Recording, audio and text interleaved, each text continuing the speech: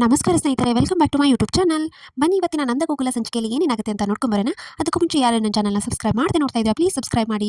ಹಿಂದಿನ ಸಂಚಿಕೆಯಲ್ಲಿ ಎಲ್ಲರೂ ನಂದನ್ ಕುಮಾರ್ ಮನೆಯವರೆಲ್ಲರೂ ಸೇರಿ ಊಟ ಮಾಡ್ತಾ ಇರ್ತಾರೆ. ಅಷ್ಟರಲ್ಲಿ ಕೇಶವ ಸ್ವಲ್ಪ ತಿಂದು ಎದ್ದಿರ್ತಾನೆ. ಯಾಕೋ ಕೇಶವ ಸ್ವಲ್ಪ ಊಟ ಮಾಡ್ತಿದ್ಯಾ, ಬೆಳೆಯೋ ವಯಸ್ಸು ತಿನ್ನಬೇಕು ಜಾಸ್ತಿ ಅಂತ ತಿನ್ನಕ್ಕೆ ತಿನ್ನು ಅಂತ ಹೇಳ್ತಾನೆ. ಆಮೇಲೆ ಮಾಧವನ್ಗೂ ನೀನು ಇನ್ನೂ ಮದುವೆ ಆಗೋದೈತಿ, ಚೆನ್ನಾಗಿ ತಿನ್ನಬೇಕು, ಏನು ಚಿಕ್ಕ ಮಕ್ಕಳ ಥರ ತಿಂತಾ ಇದೆಯಾ ಅಂತ ತಾನೀಗ ಕೈ ತುತ್ತು ತಿನ್ನಿಸ್ತಾನೆ. ಅವನಿಗೆ ಕೈ ತುತ್ತು ತಿನ್ನಿಸೋದು ನೋಡಿ ಕೇಶವ ನನಗೂ ಅಂತಾನೆ. ಹಾಗೆ ರಕ್ಷಾ ಕೂಡ ಅಂತಾಳೆ, ಅದಕ್ಕೆ ವಲ್ಲಭನು ನನಗೂ ತಿನ್ನಿಸ್ಬೋದು ಅಪ್ಪ ಅಂತ ಹೇಳಿ ಎದ್ದು ಅಪ್ಪನ ಕಡೆ ಹೋಗ್ತಿರ್ತಾನೆ. ಅಷ್ಟರಲ್ಲಿ ನಂದನ್ ಕುಮಾರ್ ಸಡನ್ ಆಗಿ ಎದ್ದು ಎಲ್ಲರೂ ಬೇಗ ಊಟ ಮುಗಿಸಿ ಮಲ್ಕೊಳ್ಳಿ ಅಂತ ಹೇಳಿ ಹೊರಟೋಗ್ಬಿಡ್ತಾರೆ. ಅವಾಗ ನಾವೆಲ್ಲ ತುಂಬಾ ಬೇಜಾರಾಗ್ಬಿಡ್ತಾನೆ. ಬೇಜಾರಾಗಿ ಮೇಲ್ಗಡೆ ಹೋಗಿ ಕೂತ್ಕೋತಾನೆ. ಅಷ್ಟರಲ್ಲಿ ಅಲ್ಲಿಗೆ ಮಾಧವ ಊಟ ತಗೊಂಡು ಬರ್ತಾನೆ. ಊಟ ಯಾಕೋ ಅಲ್ವಾ ಬೇಜಾರಾಯ್ತು ಅಪ್ಪ ಹಾಗೆ ಮಾಡಿದ್ದಕ್ಕೆ. ಹೌದು, ಮೀನಾ ಹಾಗೆ ಕೇಶವ ಅವರು ಮದುವೆ ಆಗಿರೋ ತುಂಬ ದಿನ ಆಗಿದ್ದಿಲ್ಲ. ಅವ್ರ ಗಾಯನೇ ಇನ್ನೂ ಅವ್ರಿಗೆ ವಾಸಿ ಆಗಿದ್ದಿಲ್ಲ. ಈಗ ಸಡನ್ ಆಗಿ ನೀವು ಮದುವೆ ಆಗಿ ಬಂದ್ರೆ ಅವ್ರಿಗೆ ನೋವಾಗುತ್ತೆ ಕಣೋ, ಅದಕ್ಕೆ ಆ ಥರ ಮಾಡಿದ್ದಪ್ಪ, ಬೇಜಾರಾಗಬೇಡ, ನನ್ನ ಮೇಲೆ ಪ್ರೀತಿ ಇದ್ರೆ ಊಟ ಮಾಡು ಅಂತ ಹೇಳ್ತಾನೆ. ಸರಿ ಆಯಿತು ಅಣ್ಣ ಅಂತ ಹೇಳಿ ಊಟ ಮಾಡ್ತಾನೆ. ಆಮೇಲೆ ಈತ ಇಂದ್ರ ತುಂಬ ಪ್ಲಾನ್ ಮಾಡಿಕೊಂಡು ಕಲಾ ಹತ್ರ ಬರ್ತಾಳೆ. ಇನ್ನೂ ಜ್ಯೋತಿ ಮನೆಗೆ ಬಂದಿಲ್ಲ. ಸೊ ಅಮ್ಮನ ಮೊಬೈಲ್ ಇದ್ರೆ ಅವ್ರ ಫ್ರೆಂಡಿಗೆ ಕಾಲ್ ಮಾಡಿ ಕೇಳ್ತೀನಿ, ಅಮ್ಮನ ಮೊಬೈಲ್ ತೊಗೊಂಬನ್ನಿ ಅಂತ ಅಮ್ಮನ ಮೊಬೈಲ್ ಇಸ್ಕೊಂಬರ್ತಾರೆ. ಆದರೆ ಅಮ್ಮ ಸ್ವಿಚ್ ಆಫ್ ಆಗಿದೆ. ಸರಿ ಆಯಿತು, ಅದಕ್ಕೆ ನಾನು ಚಾರ್ಜ್ಗೆ ಹಾಕಿ ನೋಡ್ತೀನಿ ಅಂತ ಹೇಳಿ ಮೊಬೈಲ್ ಹೋಗಿ ಚಾರ್ಜ್ ಹಾಕ್ತಾಳೆ.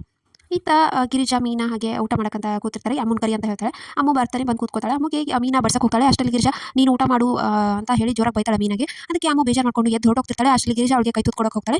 ಅತ್ತೆ ಅಂತ ಹೇಳಿ ತುಂಬ ಅಳ್ತಾಳೆ. ಸಾರಿ ಅತ್ತೆ, ನನ್ನ ಕ್ಷಮಿಸ್ಬಿಡಿ, ನೀವು ಒಳ್ಳೆಯವರೇ, ನಾನು ಏನೋ ತಪ್ಪಾಗಿ ಮಾತಾಡ್ಬಿಟ್ಟು ಸಾರಿ ಅಂತ ಇಬ್ರು ಹಗ್ ಮಾಡ್ಕೋತಾರೆ. ಅದಕ್ಕೆ ಮೀನಾ ಹೇಳ್ತಾಳೆ, ಏನು ನೀವು ಇಬ್ಬರು ಊಟ ಮಾಡ್ತಾ ಇದ್ರೆ ಈ ಸೊಸೆ ಕೊಡಲ್ವಾ ಅಂತ ಹೇಳಿ ಅವ್ರ ಕೈ ತುತ್ತು ತಿನ್ನಿಸ್ತಾಳೆ. ಹಾಗೆ ವಾಪಸ್ ಅವ್ರು ತುತ್ತು ತಿನ್ನಿಸ್ತಾಳೆ. ಆಮೇಲೆ ಇಂದ್ರ ತುಂಬ ಟೆನ್ಷನ್ ಮಾಡ್ಕೊಂಡಿರ್ತಾಳೆ. ಇನ್ನೂ ಚಾರ್ಜ್ ಓಪನ್ ಆನ್ ಆಗ್ತಿಲ್ವಲ್ಲ ಅಂತ. ಆನ್ ಆದಮೇಲೆ ಲಾಕ್ ಇರುತ್ತೆ, ಫೋನ್ ಲಾಕ್ ಆಗಿದೆ ಅಂತ ಟೆನ್ಷನ್ ಮಾಡಿದಾಗ ಜ್ಯೋತಿ ಬರ್ತಾಳೆ. ಯಾಕಮ್ಮ ಇಷ್ಟೊಂದು ಟೆನ್ಷನ್ ಆಗಿದೆಯಾ ಅಂತ ಅವಳು ಪಾಸ್ವರ್ಡ್ ಟ್ರೈ ಮಾಡ್ತಾಳೆ. ದೊಡ್ಡಪ್ಪನ ಬರ್ತ್ ಇಯರ್ ಪಾಸ್ವರ್ಡ್ ಇರ್ಬೋದು ಅಂತ ಟ್ರೈ ಮಾಡ್ತಾಳೆ. ಅದು ಓಪನ್ ಆಗುತ್ತೆ. ಸೊ ಇದರಲ್ಲಿ ಹೇಗೆ ಕಂಡುಹಿಡಿಯೋದು ಇಷ್ಟು ನಂಬರ್ ಇದೆ ಅಂತ ನೋಡುವಾಗ ಸಿದ್ದು ಇದೇ ಇರಬಹುದು, ಹಾರ್ಟ್ ಸಿಂಬಲ್ ಎಲ್ಲ ಇದೆ.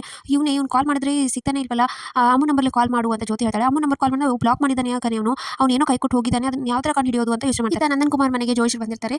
ಬನ್ನಿ ಕೂತ್ಕೋಟಿ ಕಾಫಿ ಅಂತ ಎಲ್ಲ ಕೇಳಿದ ತಕ್ಷಣ ನಮ್ಮ ಮಾದನ್ ಜಾತಕದಲ್ಲಿ ಏನಾದರೂ ತೊಂದರೆ ಇದೆಯಾ ನೋಡಿ ಹೇಳಿ, ಯಾಕಂದ್ರೆ ಅವ್ನು ಇನ್ನೂ ಮದುವೆ ಇದಾಗ್ತಿಲ್ವಲ್ಲ ಅಂತ ಜಾತಕ ಕೊಡ್ತಾರೆ.